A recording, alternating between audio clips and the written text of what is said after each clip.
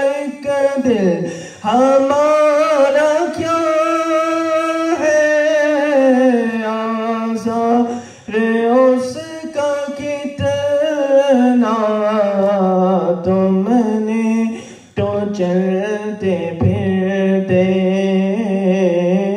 تم نے تو چلتے پھرتے مردے جلا دیے ہیں، ان کی مہک نے دل کے اور ان کے نثار کوئی کیسے ہی رنج میں ہو، ان کے نثار کوئی کیسے ہی رنج میں ہو، جب یاد آ گئے ہیں، جب یاد آ گئے ہیں، سب غم بولا دیے ہیں، ان کی مہک نے دل کے اور ہم سے فقیر بھی اب پھیلے کو اٹھ دوں گے، اب تو غنی کے در پر بستر جما دیے ہیں، ان کی مہک نے دل کے اور اسرا میں گزر جس دم پہلے پہ قدسیوں کے، اسرا میں گزر جس دم پہلے پہ قدسیوں کے، ہونے لگی سلامی، ہونے لگی سلامی، پرچم جھکا دیے ہیں، ان کی مہک نے دل کے اور دولا سے اتنا کہہ دو پیارے سواری رکھو، دولا سے اتنا کہہ دو پیارے سواری رکھو، مشکل میں ہے براتی، مشکل میں ہے براتی، پل خلوا دیے ہیں، ان کی مہک نے دل کے او اللہ کیا جہنم ابھی نہ سرد ہوگا، اللہ کیا جہنم ابھی نہ سرد ہوگا، رو رو کے مصطفیٰ نے، رو رو کے مصطفیٰ نے دریا بہا دیے ہیں، ان کی مہک نے دل کے اور میرے کریم سے گر قتلا کسی نے مانگا مانگا میرے کریم سے گر قطرہ کسی نے مانگا دریا بہا دیے ہیں دریا بہا دیے ہیں درد بہا دیے ہیں ان کی مہک نے دل کے اور ملک سخن کی شاہی تم کو رضا مسلم ملک سخن کی شاہی تم کو رضا مسلم جس سمت آ گئے ہوں سے کے بٹھا دیے ہیں ان کی مہک نے دل کے صلو علی الحبیب صلو علی الحبیب صلی اللہ تعالی علی محمد صلی اللہ علیہ وآلہ وسلم۔ ربیع النور شریف کی آمد مرحبا۔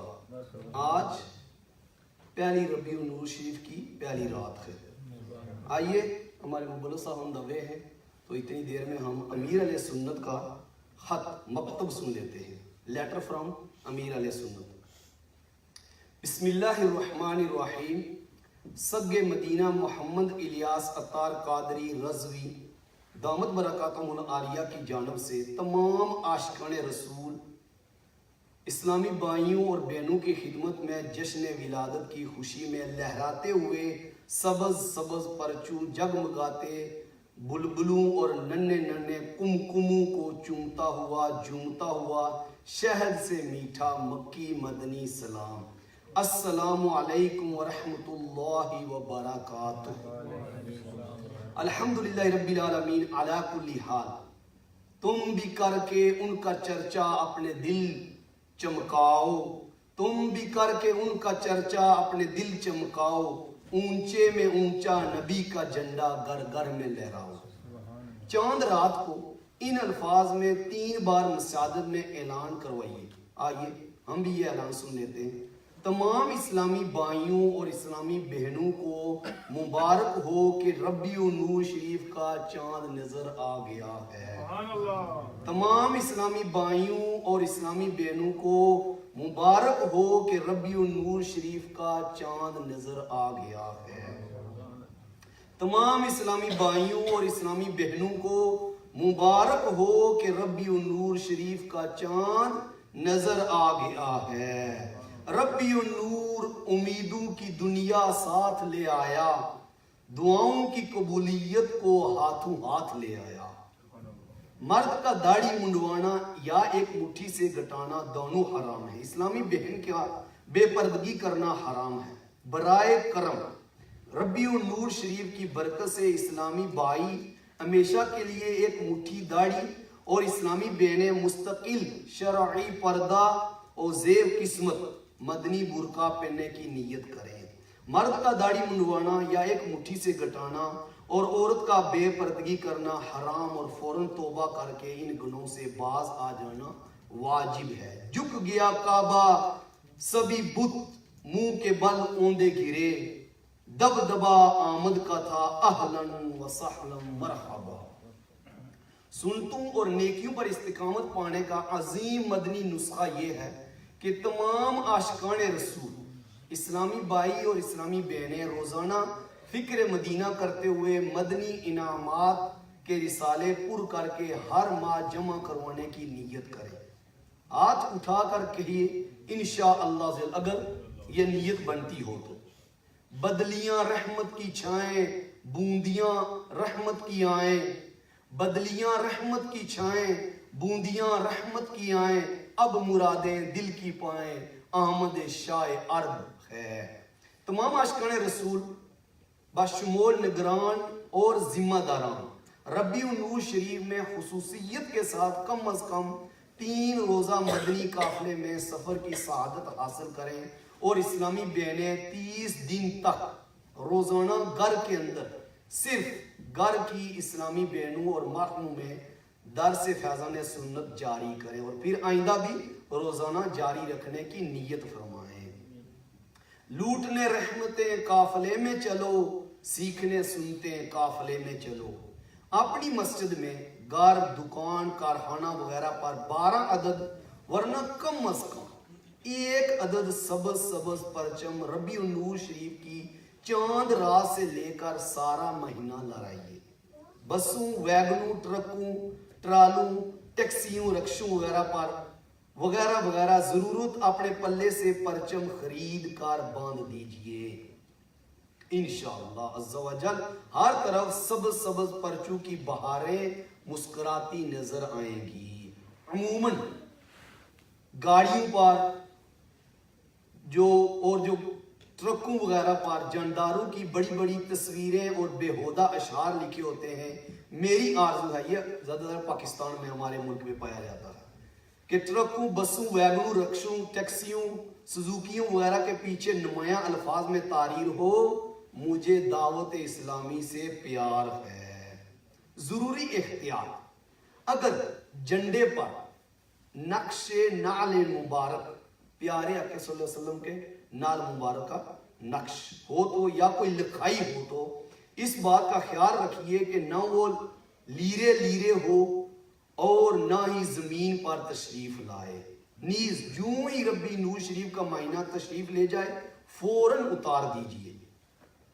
اگر احتیاط نہیں کر پاتے اور بے ادبی ہو جاتی ہے تو بغیر نقش اور تحریر کے سادہ سمپل جھنڈا پرچم لہرائیے۔ سگ مدینہ عفی عنہ بھی حتی الامکان اپنے مکان بے نشان بانام بیت الفنا پر سادہ جھنڈے لگواتا ہے۔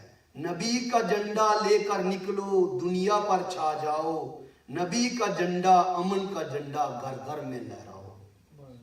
اپنے گھر پر 12 جالوں یعنی لڑیوں یا کم از کم 12 بلبوں سے، نیز اپنی مسجد و محلے میں بھی 12 دن تک خوب چراغاں کیجئے، مگر ان کاموں کے لیے بجلی چوری کرنا حرام ہے، لہذا اس سلسلے میں بجلی فراہم کرنے والے ادارے سے رابطہ کر کے جائز ذرائع کی ترکیب بنائیے۔ سارے علاقے کو سبز سبز پرچوں اور رنگ برنگے بلبوں سے سجا کر دلہن بنا دیجئے۔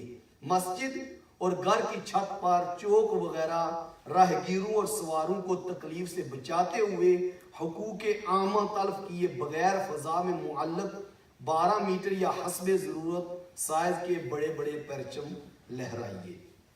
ہر اسلامی بھائی حسب توفیق زیادہ ورنہ کم از کم 12 پاؤنڈ کے مکتبۃ المدینہ کے مطبوعہ رسائل اور مدنی پھولوں کے مختلف پمفلٹ جلوس میلاد میں بانٹنے اور اسلامی بہنیں بھی تقسیم کروائیں۔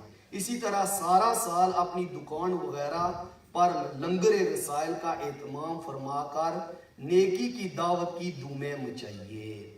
شادی غمی کی تقریبات میں اور مرحوموں کے ایثار ثواب کی خاطر بھی لنگر رسائل چلائیے اور دیگر مسلمانوں کو اس کی ترغیب دلائیے۔ بانٹ کر مدنی رسائل دین کو پھیلائیے، کر کے راضی حق کو حقدار جنا بنائیے۔ صلو علی الحبیب صلی اللہ تعالی علی محمد صلی اللہ علیہ وآلہ وسلم۔ سگ مدینہ کا تحریر کردہ پمفلٹ جشن ولادت کے 12 مدنی پھول، ممکن ہو تو 112 ورنہ کم از کم 12 عدد 12، نیز ہو سکے تو رسالہ صبح بہاراں، یہ رسالہ مکتبۃ المدینہ سے ہدیہ تحفہ حاصل کر کے تقسیم کیجیے۔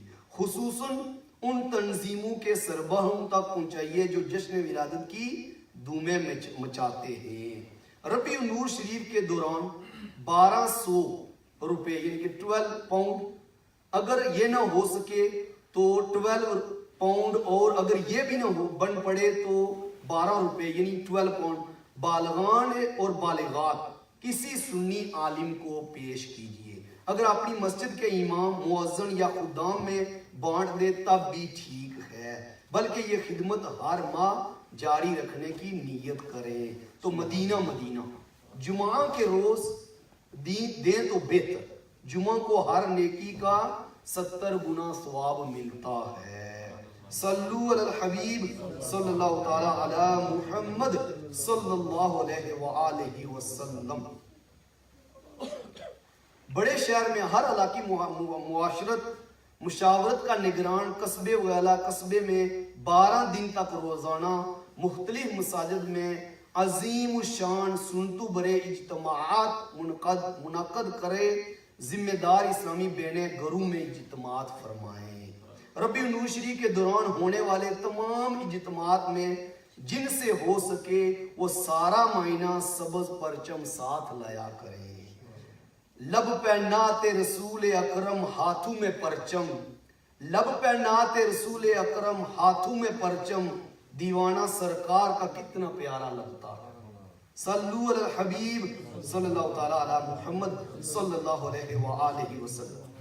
11 کی شب یعنی کہ 11th نائٹ کو ورنہ 12ویں شب کو غسل کیجئے. ہو سکے تو اس عیدوں کی عید کی تعظیم کی نیت سے سفید لباس یا کوئی کسی بھی کلر کا امامہ، ٹوپی سر پر اوڑھنے کی، سفید چادر یا کوئی بھی چادر، مسواک، جیب کا رومال، چپل، تسبیح، عطر کی شیشی، ہاتھ کی گھڑی، قلم، قافلہ اور وغیرہ وغیرہ استعمال کی چیزیں، ہر چیز ممکن صورت میں ہو تو نئی لیجئے. 12ویں شب اجتماع میلاد میں گزار کر بوقت صبح صادق اپنے ہاتھوں میں سبز پرچم اٹھائیے. درود و سلام کے ہار لیے اشکبار آنکھوں سے صبح 12 کا استقبال کیجئے. بعد نماز فجر سلام و عید مبارک کہہ کر ایک دوسرے سے گرم جوشی کے ساتھ ملاقات فرمائیے اور سارا دن عید کی مبارک پیش کرتے اور عید ملتے رہیے. عید میلاد النبی تو عید کی بھی عید ہے، بال یقین ہے عید عیداں عید میلاد النبی. صلو علی الحبیب صلی اللہ تعالی علی محمد صلی اللہ علیہ وآلہ وسلم. ہمارے میٹھے میٹھے آقا صلی اللہ تعالی وسلم پیر شریف کو روزہ رکھ کر اپنا یوم ولادت مناتے رہے.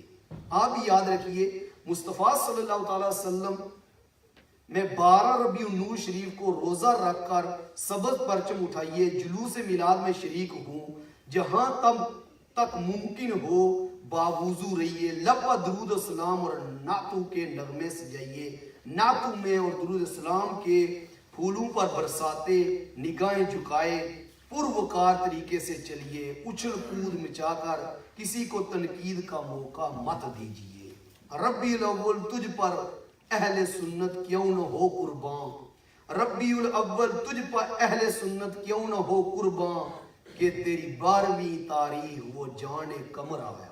صلو علی الحبیب صلی اللہ تعالی علی محمد صلی اللہ علیہ وآلہ وسلم. بخاری شریف کی سب سے پہلی حدیث مبارک ہے انما الاعمال بالنیات، یعنی اعمال کا دار و مدار نیتوں پر ہے. یاد رکھیے کہ ہر نیک عمل میں ثواب اور آخرت کی نیت ہونا ضروری ہے، ورنہ ثواب نہیں ملے گا. جشن ولادت منانے میں بھی ثواب کمانے کی نیت ضروری ہے.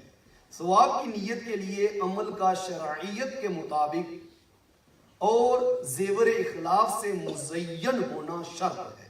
اگر کسی نے دکھاوے اور واہ واہ کروانے کی خاطر جشن ولادت منایا، اس کے لیے بجلی چوری کی یا بالجبر چندہ وصول کیا، بلا اجازت شرعی مسلمانوں کو ایذا دی اور حقوق عامہ تلف کیے، مریضوں، سونے والوں اور شیر خوار یعنی دودھ پیتے بچوں کو تکلیف ہونے کا علم ہونے کے باوجود اونچی آواز سے لاؤڈ سپیکر چلایا، تو اب ثواب کی نیت بیکار ہے بلکہ گنہگار ہے. جس قدر اچھی نیتیں زیادہ ہوں گی اسی قدر ثواب بھی زیادہ ملے گا۔ چنانچہ 18 نیتیں پیش کی جاتی ہیں مگر یہ نامکمل ہے۔ علم نیت رکھنے والے ثواب بڑھانے کی غرض سے مزید نیتوں کا اضافہ کر سکتے ہیں، حسب حال یہ نیتیں کر لیجئے۔ ابھی میں نیتیں پڑھتا ہوں تو آپ ساتھ ساتھ انشاءاللہ کہتے جائیے اور دل سے بھی اس نیت کو پکا جانیے، دل سے یہ نیت کیجیے۔ حکم قرآنی ہے، بسم اللہ الرحمن الرحیم، وَأَمَّا بِنِعْمَةِ رَبِّكَ فَحَدِّثْ، رب کی نیت کا خوب چرچا کرو۔ پر عمل کرتے ہوئے اللہ عز و جل کی سب سے بڑی نعمت کا چرچا کروں گا۔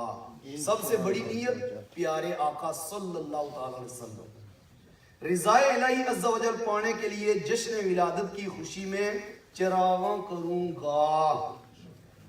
جبریل امین علیہ السلام نے شب ولادت جو 3 جھنڈے گاڑے تھے، اس کی پیروی میں جھنڈے لہراؤں گا انشاءاللہ۔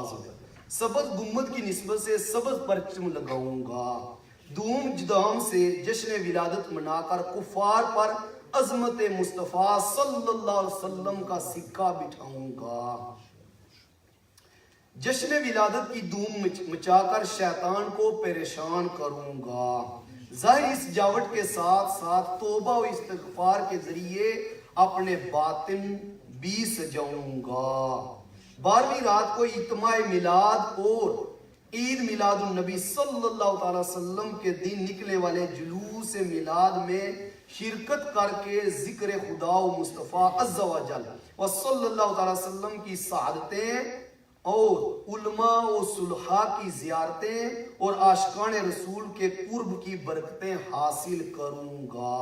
جلوس میلاد میں با امامہ اور حتی الامکان با وضو رہوں گا۔ جلوس کے دوران بھی مسجد کی نماز با جماعت ترک نہیں کروں گا۔ حسب توفیق لنگر رسائل کی ترکیب بناؤں گا، یعنی مکتبۃ المدینہ سے رسائل وغیرہ خرید کر تقسیم کروں گا۔ جلوس میلاد میں حتی الوسع سارا راستہ زبان اور آنکھ کا قفل مدینہ لگائے نعمتوں کی سماعت اور درود السلام کی کثرت کروں گا۔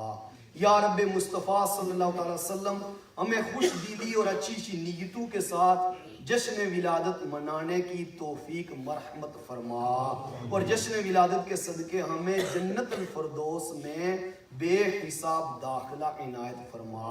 بخش دے ہم کو الہی بحر میلاد النبی صلی اللہ علیہ وسلم، نامہ اعمال اسیاں سے میرا بھرپور ہے۔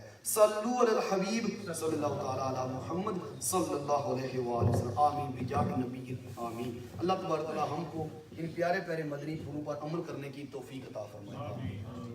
نعرہ تکبیر، سرکار کی آمد، دلدار کی آمد، نذیر کی آمد، منیر کی آمد، مکی کی آمد، مدنی کی آمد، صلو علی الحبیب۔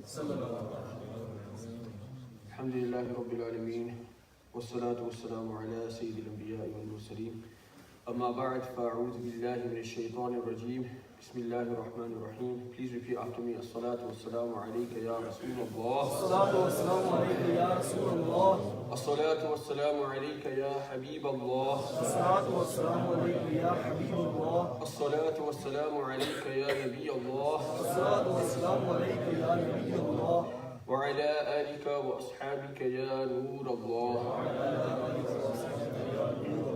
نويت سنة الاعتكاف. Inshallah, before the short talk starts, let's try and make some good intentions as we do every week. The hadith of the Prophet ﷺ, إِنَّمَا الْأَعْمَالُ بِالنِّيَّاتِ, and also in another place it's narrated, نِيَّةُ الْمُؤْمِنِ خَيْرٌ مِنْ عَمَلِهِ. The intention of a believer is greater than his action, and all actions are judged upon their intention. So make the intention that, alhamdulillah, the blessed month of Milad has started.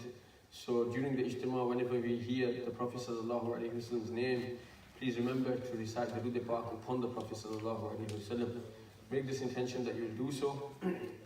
Similarly, anything we hear, anything we like, we'll try to make a note of it. If you don't have a notepad, put it in your phone if you can stop yourself from being distracted and looking at other things on your phone.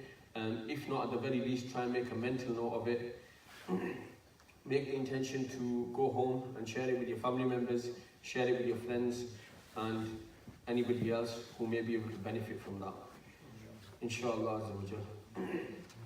Alhamdulillah, there are many benefits of reciting the Durood and Salam upon the Prophet alayhi salatu wasalam. And in one narration, Sayyidina Umar radiallahu ta'ala anhu, he narrates that the Prophet alayhi salatu wasalam said, when one does dua, when one supplicates, then his dua stays between the heavens and the earth. It doesn't go beyond the heavens. It doesn't go above the heavens until that individual recites Durood Pak upon the beloved Mahbub sallallahu alayhi wasallam. So, if you wish for your duas to be accepted in light of this, try to start your dua by reciting Durood and Salam upon Allah's beloved Mahbub sallallahu alayhi wasallam. Sallu ala al-Habib. Alhamdulillah, as we mentioned earlier, the blessed month of Milad Sharif has started. The brothers have started texting each other saying Milad Mubarak. Some brothers who are well organized have already put lights from their houses. Some brothers have bought flags with them. No doubt in the coming days, all of us here, inshallah, we will be putting flags up, we will be decorating our homes. When we celebrate Milad Sharif, this is when the Prophet ﷺ was born. And to be precise, it was 1,493 years ago today, the Prophet ﷺ was born. And this coming of the Prophet ﷺ is his physical birth into this dunya. Just over 1400 years ago, the Prophet ﷺ, he came into this dunya. But a point of aqidah, a point of belief, which we must remember, is that this coming of the Prophet ﷺ into this dunya,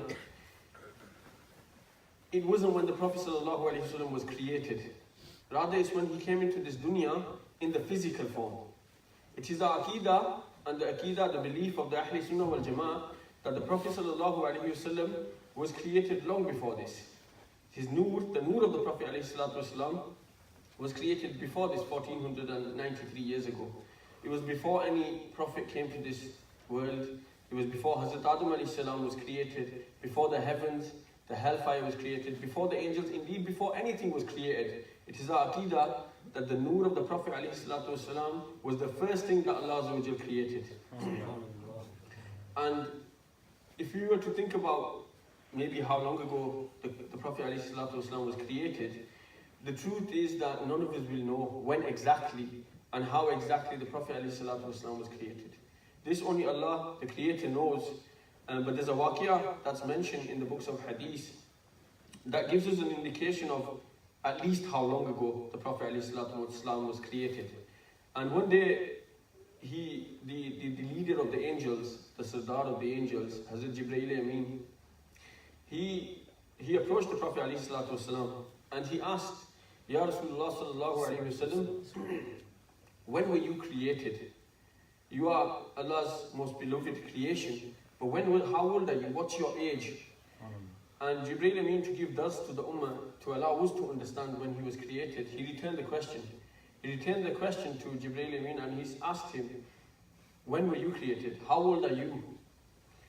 And the leader of the angels, he replied to the Prophet ﷺ, he said that, I don't know the exact number of my age, I don't know exactly how long it's been. However, there's something I can share with you which will help you understand how long it's been. Roughly how long it's been. It's been a very, very long time, and there's an indication I can give you. It says that on the fourth heaven, Dawat-E-Islami, there's a star that appears. This star, it appears every 70,000 years. Every 70,000 years, this Dawat-E-Islami ek tara tulu hota hai. And I've seen that star, I've been ziyarat of that nur 72,000 times. So if you try to work this out, 70,000 times 72,000, it's a huge number. Many, many years. Jibreel Islam, he said to the Prophet ﷺ, I've seen this star 72,000 times on the fourth heaven, and it appears every 70,000 years. Now the Prophet ﷺ, he asked Jibreel Amin that if I was to show you that star, if I was to show you that nur, would you be able to recognize it? And the angel Jibreel, he said to the Prophet ﷺ, of course I would. I've seen it 72,000 times, of course I would. And the Prophet ﷺ, he raised his blessed Imam Sharif, and the noor that was emanating from the forehead of the Prophet ﷺ was that star that Jibreel Amin has seen 72,000 times, every 70,000 years on the fourth heaven. That noor was the noor of the Prophet ﷺ. So again, we learn from this that, this coming of the Prophet ﷺ into this dunya 1493 years ago today, it was in the physical form. It was in the physical form, not when the Prophet ﷺ was created. And this hadith actually, it's disputed. Some people say that it's a da'if hadith, it's a weak hadith. But something that's authentic, something that's sahih, something that is beyond argument, is another narration which proves that the Prophet ﷺ was the first thing that was created before anything else. In a sahih hadith, the Prophet ﷺ said that I was prophet while Adam was between spirit and body. And this is narrated by Al-Hakim. And this is a sahih hadith.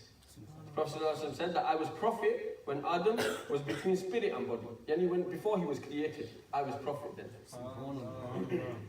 And at the time of Sayyidina Isa alayhi salam, the Prophet, Allah subhanahu wa ta'ala said to Hazrat Isa alayhi salam, he said, "O Isa, believe in Muhammad sallallahu alayhi wasallam, and tell whoever you meet of your ummah to believe in him. For were it not for Muhammad, I would not have created Adam, and were it not for Muhammad sallallahu alayhi wasallam, I would not have created paradise or hell." So this shows us that, the rank of the Prophet sallallahu alayhi wasallam amongst the other Anbiya, amongst the angels, the Prophet ﷺ truly is the greatest of all creation. And this can be shown in the order in which Allah subhanahu wa ta'ala created everything. The first thing that was created was the noor of the Prophet ﷺ. And before Sayyidina Adam was created also, we come to learn that the shaitan, Iblis, the scholars teach us that he had a huge rank before he deviated. Before he deviated and before he made his mistakes, he was very knowledgeable. The knowledge that he held was immense.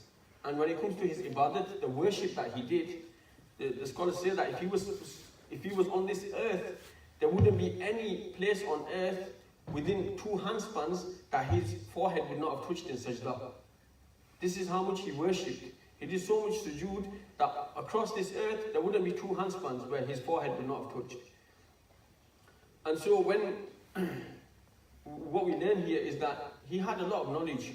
He knows about the greatness of Allah subhanahu wa ta'ala. However, it was his arrogance that let him down. His arrogance in thinking that he could go against the will of Allah subhanahu wa ta'ala and what Allah commanded, this is what led to his destruction. And the scholars teach us that there's 4 reported moments, there's 4 reported times when the shaitan, when he cried out loud. The first one was when Allah subhanahu wa ta'ala cursed him. When he rebelled and he refused to acknowledge as Adam alayhi salam, Allah subhanahu wa ta'ala cursed him. At this moment, the shaitan, he cried. He knows that coming into the wrath of Allah azza wa jal, it could be very detrimental. The second time was when Allah subhanahu wa ta'ala removed him from paradise. Allah subhanahu wa ta'ala threw him out of paradise, Jannah. He cried loud again. The third time was when the Prophet ﷺ was born. The third time the shaitan cried, he cried out loud when the Prophet ﷺ was born. When the Prophet ﷺ was sent to this ummah, he knew that the Prophet ﷺ was going to bring guidance. What did he do? The Prophet ﷺ, before he came, the people that were begging their women alive, he came as salvation. He came as a savior to the worlds. He took us from Jahiliyyah to salvation. These traits that took place at that time, not only begging the women, there were some other crazy things as well. They would worship idols inside the Kaaba. The Prophet ﷺ, he came and he put a stop to this. He came and he destroyed segregation. People, they wouldn't marry outside of their caste, like we see today, the Quraysh, they wouldn't marry other castes. The Prophet ﷺ put a stop to this. So the shaitan knew that the Prophet ﷺ was going to bring his khuluq azim, his exemplary character, and so he cried out loud. This was one of the occasions. The fourth one was when Surah Fatiha was revealed. Surah Fatiha has a lot of guidance inside it for us, and that was the fourth time that the shaitan, he cried out loud. And the scholars say that, you know, the shaitan crying on this occasion, there's a share that is quoted quite often when we celebrate Mawlid. Nisar teri chahal pahal par हजारों ईद रबीउल अव्वल सिवाय इब्लीस के जहां में सभी तो खुशियां मना रहे हैं. Yani that everybody is happy.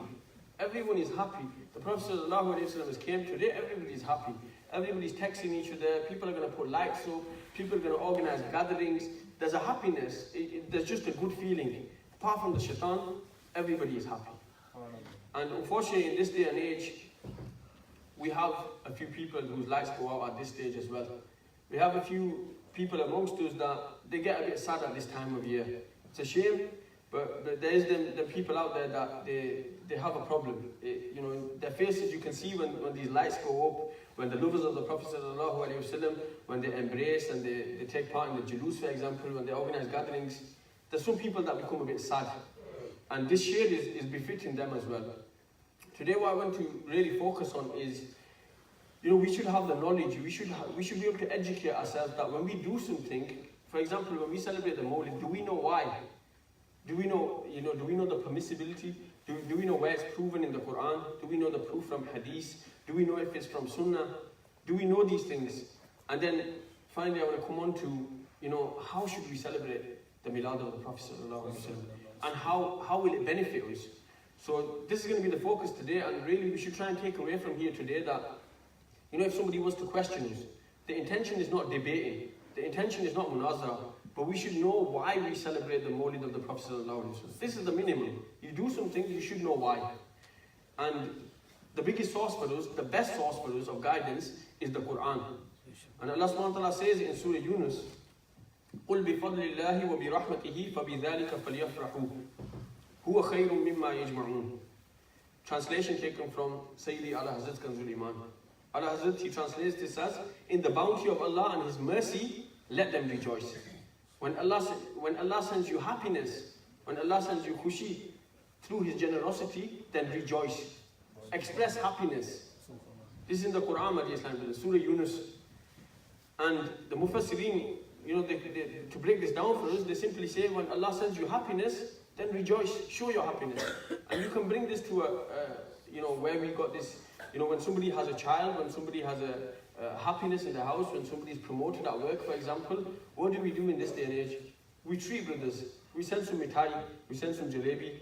This is expressing happiness. This is from the Quran.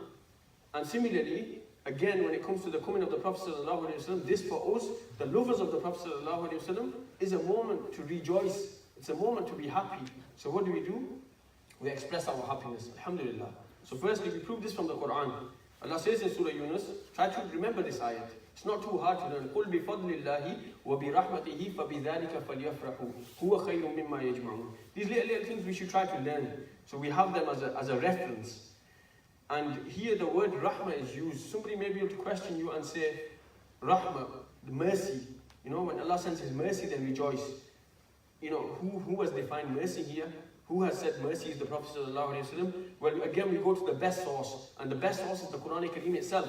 In Surah Anbiya, verse number 107, very, very famous ayat. Prophet Allah subhanahu wa ta'ala said in the Quran, regarding the Prophet ﷺ, an ayat which is in direct correlation with this ayat, وَمَا أَرْسَلْنَاكَ إِلَّا رَحْمَةً لِلْعَالَمِينَ. And Allah says in His translation, we have sent you as a mercy to the world. Here the same word is used, rahmah. وَمَا أَرْسَلْنَاكَ إِلَّا رَحْمَةً لِلْعَالَمِينَ.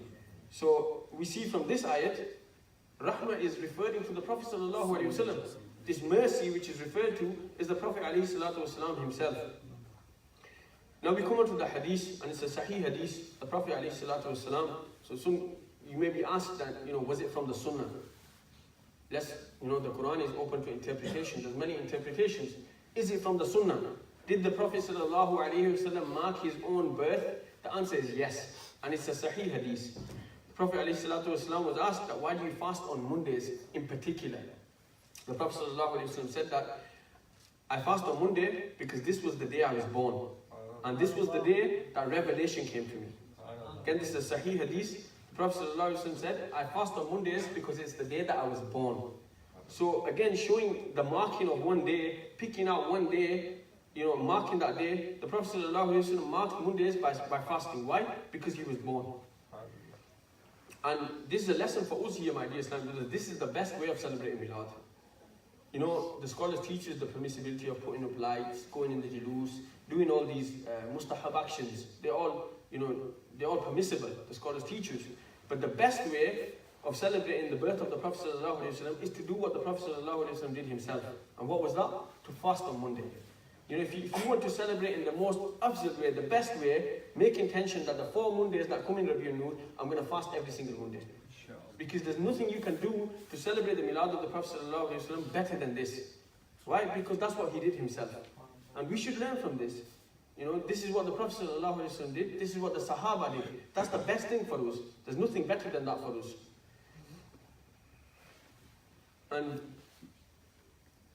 the Prophet ﷺ, we learn from another hadith, another narration in fact, that, what's the benefit? What are the benefits of celebrating Milad? This maybe asked you, well, what do you get from this? Naturally, firstly, it's going to bring you closeness to Allah Azza wa Jal, because you're going to join in good actions. It's going to bring you closeness to the Prophet ﷺ, because you're going to show love, you're going to express happiness, you're going to express love.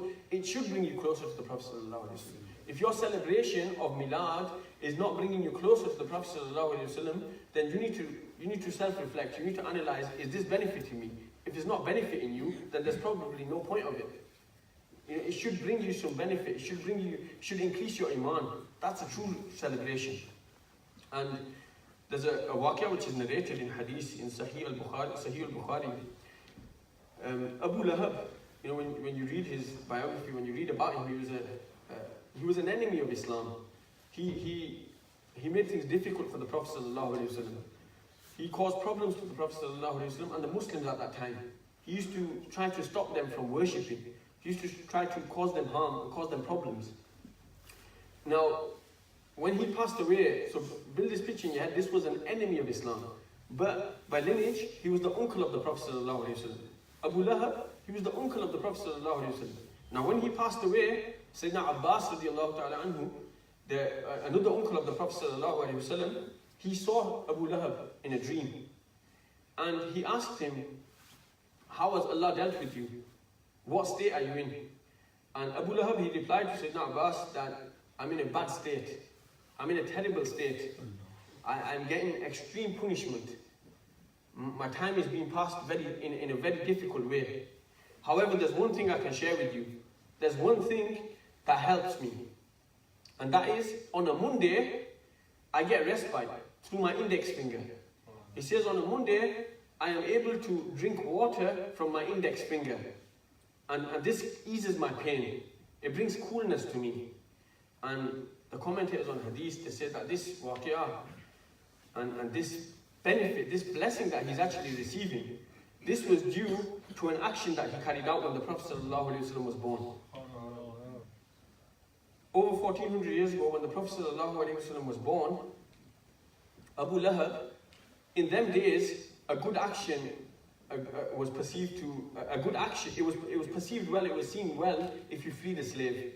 We're told in Islam that that's a very big thing you can do. In this day and age, we don't have this a society in which there's a lot of slaves, so freeing a slave is difficult. But in them days, freeing a slave was a big thing. It was seen as a great act of charity. You're freeing somebody, you're freeing them, they're free to go. Even though you're the Malik, you are the master. And Abu Lahab, out of the happiness of his nephew being born, yani not of the Prophet of Allah being born, just out of happiness that there was a nephew of his born, he had a slave girl called Suwayba. And this slave girl called Suwayba, he pointed to her and he said, you are free. My nephew has been born, I have had a nephew, I have been blessed, therefore out of happiness you are free. And he used that same index finger. And the ulama, they say, it was through that the blessing came from that moment. When he freed that slave girl, today he's able to receive respite from that index finger. And just think to yourself, my dear Islamic brothers, that this was a person who was an enemy of Islam. He's freed a slave, he did something good, he did a good action through happiness that his nephew was born. Today when we sit here and we celebrate the Milad of the Prophet ﷺ and we read Naat Sharif, we read the seerah of the Prophet sallallahu alaihi wasallam, we make intention to act upon his sunnahs, we make intention to fast, we make intention to do isalat thawab through Quran recitation, are we not going to benefit? Of course we're going to benefit. These are good actions. And that waqiyah shows us how an enemy of Islam can benefit from celebrating the Milad of the Prophet sallallahu alaihi wasallam. There's no doubt that we're going to have benefit, inshallah. Again, that's from hadith. And there's many more things we can find from hadith about, you know, the permissibility of Milad. Again, our intention is not to debate. Our intention is not to start arguments with anybody. You know, it's not, our purpose is not to go on Facebook or Twitter and start saying, well, this is what I learned today, there you go, you know, this is why we celebrate Milad. That doesn't achieve anything. You know, if you want to take something away, if you've learned something great, you should have the knowledge. Not ilm-e-din is first. You know, what we said at the start was, if you do something, if you carry out an action, the bare minimum is that you should know why you do it. You should know why you believe something. And that's the purpose of this, to educate ourselves. The purpose is not to go and, you know, have debates. So take from this, my dear Islam brothers, that we need to educate ourselves more. We need, ilm-e-din is first, and we need to start reading more.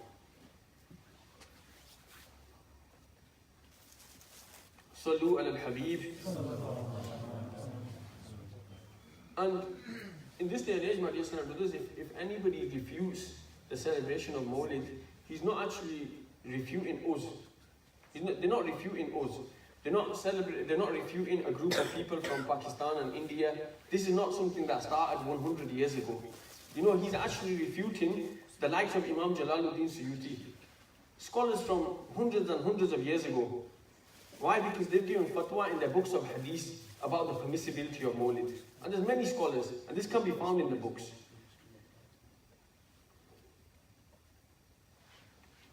Another hadith which can bring us benefit and which can help our understanding about the permissibility of celebrating Milad is that on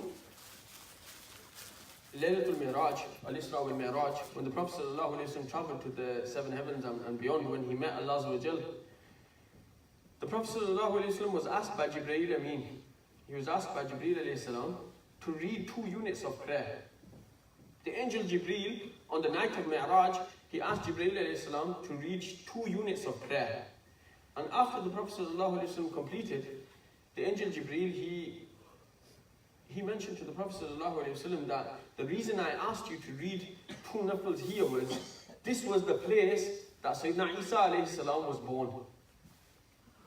Sayyidina Isa alayhi salam was born in this place, and the angel Jibreel asked the Prophet ﷺ to read 2 rak'ah nafil there. So this shows us the significance of birth, marking Milad. Sayyidina Isa alayhi salam was born in this place, therefore Jibreel alayhi salam asked the Prophet ﷺ to read 2 rak'ah nafil there. Why? Because there's blessings there, it shows significance. So if the place of birth of Sayyidina Isa alayhi salam is significant, then surely the place and the time of birth of the Prophet ﷺ is significant as well. And again, this is something that we should remember. If Jibreel alayhi salam has asked the Prophet ﷺ to read 2 rak'ah nafil, why? Because Isa alayhi salam was born in that place, then there is surely significance for the greatest of all Anbiya, the Prophet ﷺ. And another, just final hadith that I want to talk about in terms of the permissibility of Milad, and then I'm going to come on to how we should celebrate and what the message is for us, because ultimately that's the aim. What do we take away from here today? Never mind what I'm going to go and post on Facebook. What do I take away from here today? What am I going to do differently this year? That's more important than this. One final thing is that a hadith is often brought forward which people said, do not the Prophet ﷺ said in a hadith, do not exaggerate in praising me as the Christians praise the son of Mary, Yani Sayyidina Isa alayhi salam. Now this is out of context. The ulama, they explain to us that when did the Christians go far in praising the son of Mary, Sayyidina Isa alayhi salam? How did they go far? What do they say? They say that Jesus, Mazallah, is Allah. Jesus is God, Mazallah. Astaghfirullah al-Azim. We do not say this. When have we said that the Prophet ﷺ is God? Allah forbid. Nobody believes this. Nobody believes he's God. Nobody believes he's the Son of God. This is where the Christians went too far. We don't believe this. The fact that we call it a Mawlid celebration, the birth of the Prophet ﷺ, this shows Tawheed in itself. Why? Because the Prophet ﷺ being born means what? He has a creator. He's not God, he has a creator. The Prophet ﷺ was created by whom? The creator. The creator is Allah subhanahu wa ta'ala. So this celebration of a birth, it's not going too far. It's actually solidifying our Aqidah on Tawheed. It actually translates into Tawheed. That Allah subhanahu wa ta'ala is one. He has no partners. He was before, he will always be. And he created the Prophet ﷺ. The Prophet ﷺ was born, he came into this world. His creation. This is our Aqidah. We don't go too far in saying, like the Christians, that Mazallah, he's God. So remember this. And if anybody brings this to you, this is, your answer that Mawlid, Milad, birth, this is a celebration of Tawheed. That Allah subhanahu wa ta'ala sent the Prophet sallallahu alayhi wa sallam. Allah subhanahu wa ta'ala says in the Quran, in Lam Yalid wa Lam Yulad. He wasn't born, nor was birth brought to him. This is our Aqidah. The Prophet sallallahu alayhi wa sallam was born. This is our Aqidah. This is what we believe. The Prophet sallallahu alayhi wa sallam was sent. There's a differentiation there. So don't get this mixed up. And don't let anybody allow you to assume we go too far in our praise. Because however much you praise the Prophet ﷺ, it's not enough. Praise the Prophet ﷺ, as we mentioned, in the start of your dua, in the middle of your dua, at the end of your dua. At the start of your day, in the middle of your day, at the end of your day. No matter how much we praise the Prophet ﷺ, it's not enough. And praising the Prophet ﷺ, again, is it something that we started? Reading this Naat Sharif, reading poetry in the praise of the Prophet ﷺ. Often we quote Sayyidi Allah Hazrat, we quote Pir Mehri Shah, we quote Pir Nasiruddin Nasir. We have all these writers, these beautiful nas that we listen to. But remember, my Islam brothers, this is our weakness. That we don't read the books of hadith and we don't understand that this came from further back. It didn't start 100 years ago. It didn't start 150 years ago. Yes, they're from where our forefathers were, so understanding the Urdu language is easier for us. This is a separate point, of course, and we love their poetry. There's nothing wrong with this. But Imam Sayyid Nas, he wrote a book, he compiled a book which is available, Minahul Mad. In this he has compiled the names of 200 Sahaba-i-Kiram that praised the Prophet ﷺ. They wrote poetry for the Prophet ﷺ. 200 Sahaba-i-Kiram, in the presence of the Prophet ﷺ, on separate occasions, they wrote poetry, they sang poetry in the praise of the Prophet ﷺ. So again, listening to Nas today, listening to Seerah of the Prophet ﷺ, is not from 100 years ago, 200 years ago. It's from the Sunnah, it's from the time of the Sahaba-i-Kiram. Alhamdulillah. Now, as I mentioned, I'd like to come on to how we must celebrate the birth of the Prophet ﷺ. What's beneficial to us and what's not beneficial to us. This is something that every single one of us today here, we need to self-reflect. There's not one rule for all. I can't stand here and say this is how you should celebrate Milad. Because it's different for you, it's different for me. Everybody knows what their own weaknesses are. The Prophet ﷺ came to us as light. He came to us to take us from darkness and he took us to light. He saved he saved the way the people were living, society. But yet over time, we've gone back to where we were. People, they don't have the best of characters today. People are intolerant. People are not very pleasant. Who's going to change this? We're going to change this. As followers of the Prophet ﷺ, these are the sunnahs that we should aspire to. Today, if we can do something to celebrate Milad, what are we doing to tackle Islamophobia? And you've seen in the media how Muslims are being portrayed. Just look at 2 weeks ago, the reports that came out of Huddersfield. They were all mostly Muslims, they were mostly Pakistani descendant, they were mostly from the subcontinent. What happened in Rochdale a few years ago, they're all Muslims, they're all Pakistanis, they're all Indians. People who look like us, people who walk around like us. So what are we doing to change that image of Muslims, change that perception of Muslims? This is celebrating Milad. If you make the intention that, from tomorrow, every single day this month, everyone I see, I'm going to smile at them. That's celebrating Milad. If you make the intention that I'm going to do a good act, any good act is an act of charity. This can be celebrating Milad. So ask yourselves, what's a weakness in me? What can I do to improve the Muslims around me? In my circle of influence, what can I do to better the community? What can I do to better the image of Islam, image of Muslims today? This is what's needed at the time of Milad and at any time in the year. So why don't we use this time of celebration to spread peace and try to do things differently? Ask yourselves, where was I last year in Milad? Where am I this year? Has anything changed in my routine?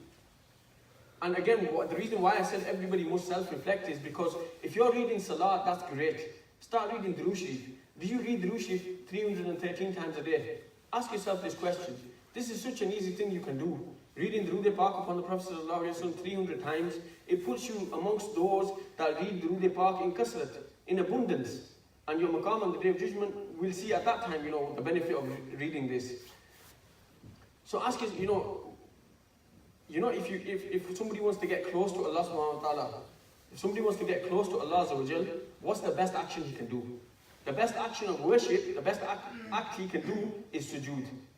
That's your closest moment to Allah subhanahu wa ta'ala. When you're in sajda, this is the closest you will get to Allah subhanahu wa ta'ala. And similarly, when it comes to the Prophet sallallahu alaihi wasallam, it's the month of Milad, the month he was born. We want to get close to the Prophet sallallahu alaihi wasallam, right? We want to build our love. The best thing you can do is read Durood Pak upon the Prophet sallallahu alaihi wasallam. So make the intention, if you're weak in Salah, make the intention that I'm going to start reading 5 times a day. If you're missing your Fajr, you're a 4 times a day guy, it's time to be positive. Make a change. Make this Milad make this Milad a turning point in your life. If you can look back and say from 2018 onwards, my celebration of Milad was reading 5 times a day, then surely ask yourself, anybody out there who agrees with Milad, who disagrees with Milad, surely is he going to say this is positive? It's on us to change that perception. If people see you just going in the streets for Jalus, putting lights on outside our house and just reading Naats, but yet we're never seen in the masjid, we never read our Salah, we don't even know how to read the Quran, we don't even know the rules of Tajweed, then surely, maybe there is a point there that this is not really benefiting us.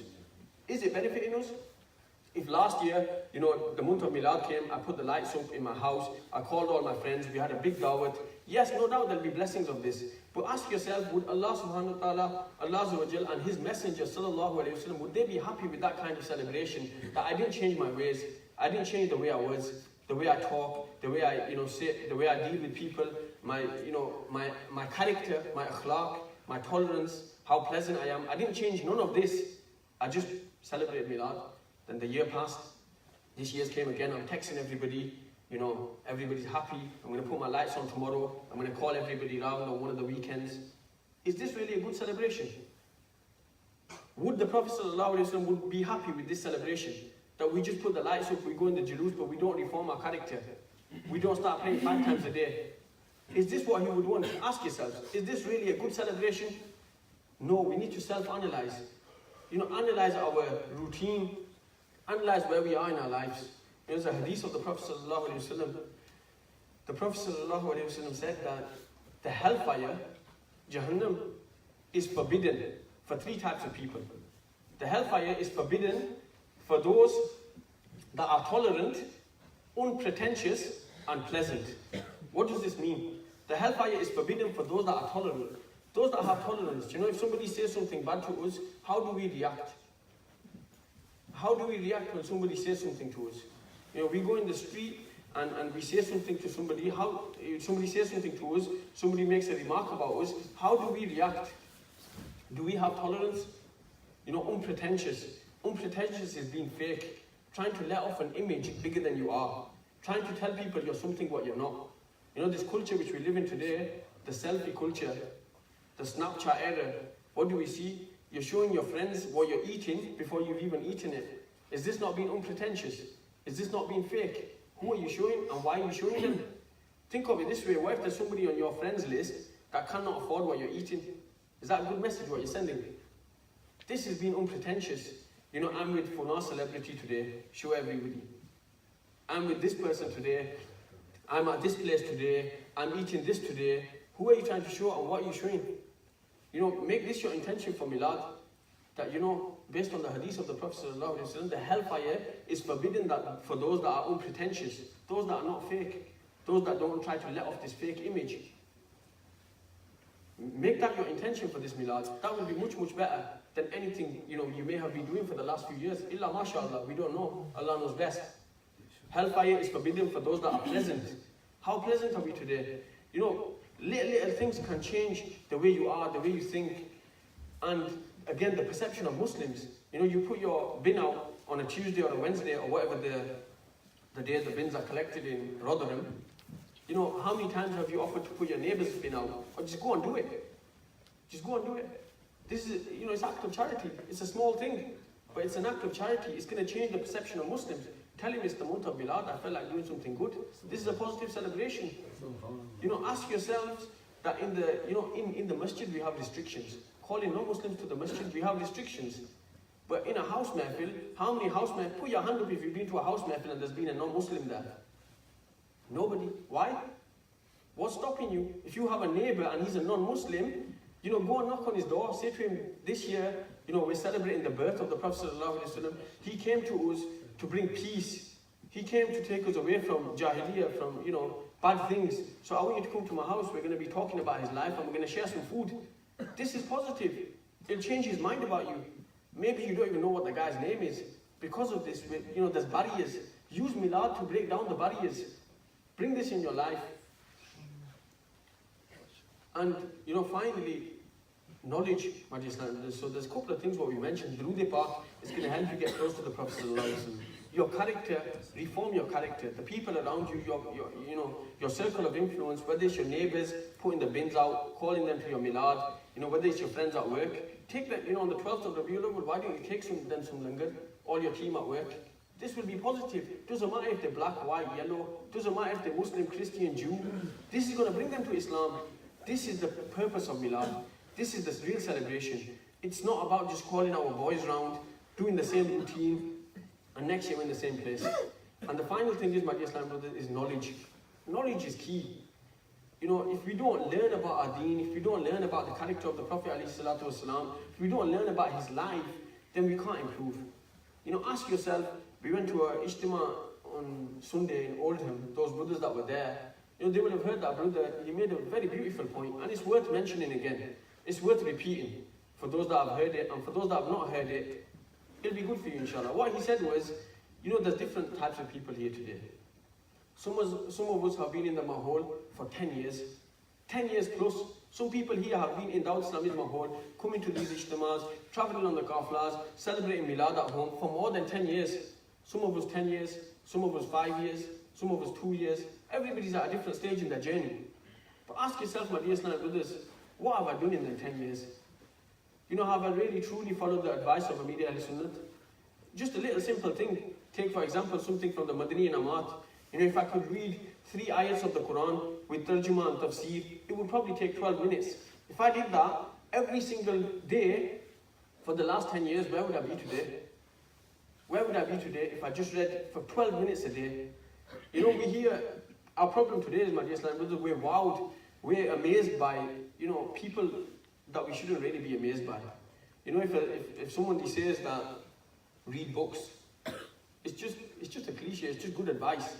But, you know, if somebody's in a high position, if somebody's got an order, and, you know, for example, if he's a CEO of a company, you know, if he comes and says to you, you know, read 2 books a year, they say, the researchers say that the one who reads 2 books a year, he's an average person. Average person reads 2 books a year. A high performance, CEO level, director type person, he reads 4 to 6 books a month. You know, if somebody non-Muslim tells us that, if a Richard Branson or Alan Sugar told us that, we'd be like, wow, no wonder this guy's got somewhere. But actually, Bapa's telling us to read a book every week. Amir al-Sunnah is telling us to read 3 ayats with tarjuma and tafsir every day. He's telling us to do dars from Faizaan-e-Madina every day. He's told us this before all these, you know, miracle stories. So ask yourself, my Islam, when it comes to knowledge, what are you doing? You know, if you don't know the rules of tajweed, if you don't know how to read the Quran, the biggest miracle, you know, possibly, you know, one of the biggest miracles that the Prophet ﷺ brought down, the gift that he gave us, the Quran. If we don't know how to read that, then, you know, just putting the lights up and going into Julus, is that right? Is that benefiting us that much that, you know, yeah, we just ignore that really important point and we just carry on? That's not right. It doesn't sit well. It doesn't fit well. If you don't know how to read the Quran in the correct way, then learn. Join a class. This Milad, make your intention to join a class. If you know how to read the Quran, excellent. Learn the Tarjuma. Go to a scholar and go through tafsir with him. You know, learn hadith. Study hadith with somebody. And practically find the sunnahs of the Prophet ﷺ. You know, if you don't have a beard, maybe this is your gift to the Prophet ﷺ. That this year, from 2018, I'm going to grow a beard. Why? Because the Prophet ﷺ, whose Milad I'm celebrating, he had a beard. If you have a beard, adorn the beautiful Imam Sharif. The Prophet ﷺ wore the Imam Sharif. I'm going to wear the Imam Sharif. This is my celebration of 2018. And more importantly, if we have all this exterior, the interior, you know, I'm going to try to be more pleasant. I'm going to try to be more tolerant. I'm going to try to be more patient. I'm going to try not to show off and brag. These are from the Sunnah. This is what will benefit us. This is a true celebration, my dear Islam. May Allah subhanahu wa ta'ala forgive any mistakes. And again, I reiterate, our position, our motive, our thinking is not to debate. You know, this month, if you want to do something good, don't debate with anybody. If anybody tries to poke you, read the video back upon the Prophet ﷺ. This will benefit you. This is the best celebration. Improve yourself, improve your character. Sallu ala al-Habib. Sallallahu. MashaAllah.